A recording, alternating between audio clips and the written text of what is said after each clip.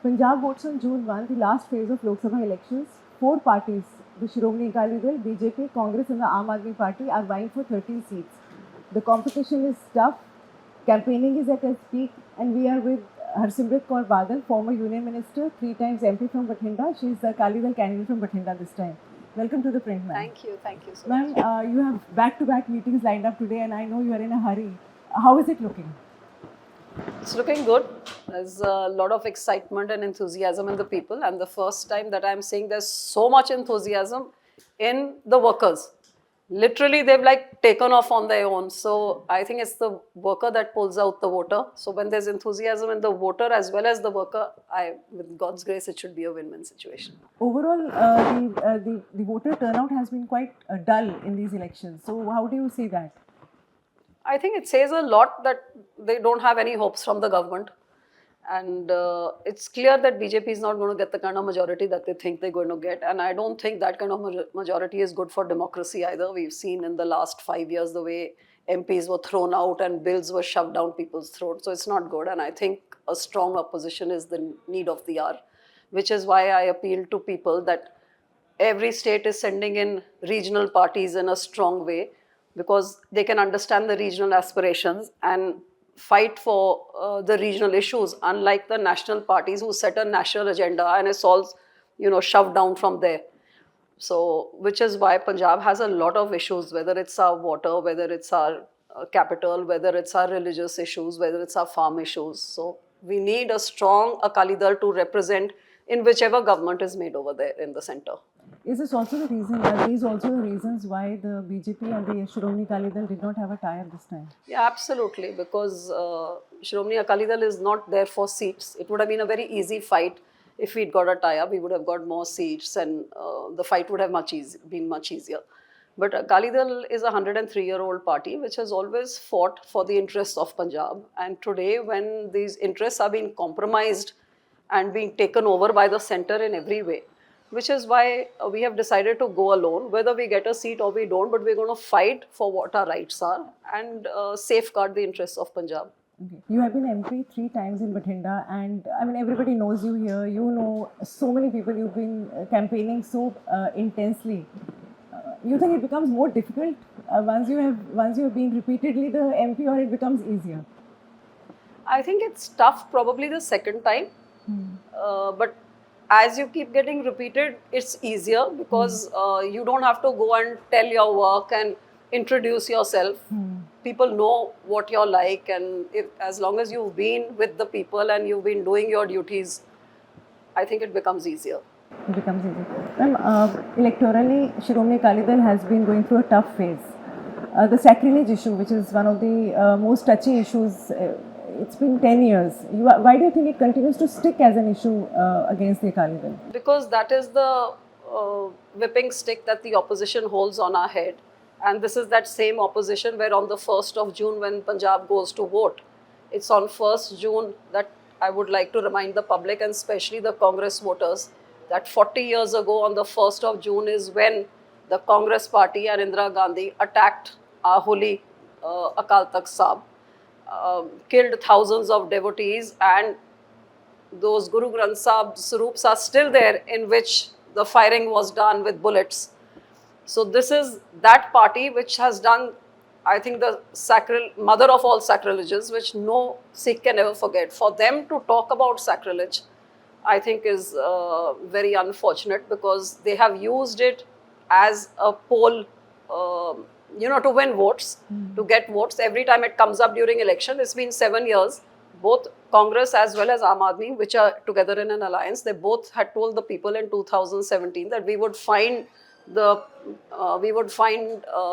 whoever has done it and ensure that justice is done. But it's been 7 years. Forget about finding who has done it. In fact, they have weakened the cases to such an extent that each of the accused have managed to take their cases out of Punjab. And once out of Punjab, someone's getting parole and someone's getting bail and someone's flying off abroad. So they have purposely weakened the cases because their aim was never to find the accused. Once the accused are found, Akali Dal will be found, totally clear and not guilty. which does not serve their political agenda of bringing it up in every election and whipping the Akali Dal with this. So it's very unfortunate that these parties whose own history is, even I would like to say that even Aam Aadmi Party, just 5 months ago, in front of people on Guru Nanak Dev Ji's Gurpurab, what transpired in Sultanpur Lodi, where police forces of 4 districts was sent into a Gurdwara and bullets were fired, and ongoing Guru Granth Sahib's part was, had to be stopped. A person died, and it's been 5-6 months. Not a single person has been asked as to how, in the state of Punjab, how did the police go in with guns and boots inside a Guru Sahib's Hazuri and fire bullets? And the same Bhagwant Mann used to say that not a single bullet can be fired by the police unless the CM gives orders, and in front of everybody, hundreds of rounds are fired. So did the CM give the orders? Obviously, if he's taken no action, it's clear that he did. So both these parties have a lot to answer for, whether it's 1984, the Sikh genocide which took place that Congress did, or it is what they did on the 1st of June, or even during their regime when in the Darbar Sahib, that fellow who jumped over Darbar, went into the inside and almost attacked Guru Sahib, and in 4-5 days they just did the last rites and finished off all the proof that they could not to do, and not a single dharna has taken place. And in our case, there used to be dharnas for 3 years. I don't know where those sarkari dharnas are now.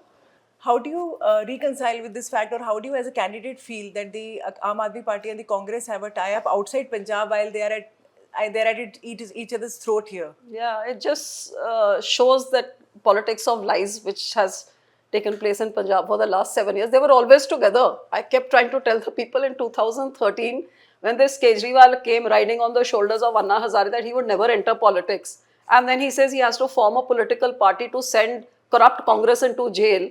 And that's why he formed the party. Then he swore on his children's head he would never align with the Congress. And he formed a government with them in 2013. So they've been together since then.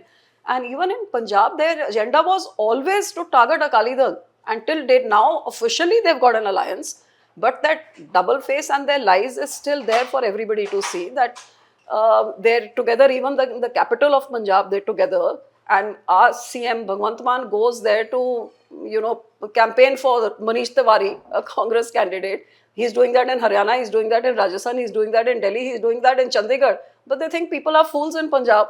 That just because they got away with, ghar ghar naukri and karza maafi and 1,000 rupees to women, so they think now you can borrow anything to the people of Punjab, they'll fall for it. But I think their lies is going to fall flat on their faces. And the 13-0 which he's saying, people realize they gave them 92 and they've got scotch all. So 13-0, his 0 is definite. These are your first Lok Sabha elections after Sardar Prakash Singh Badal. How is it impacting you personally and also the campaign?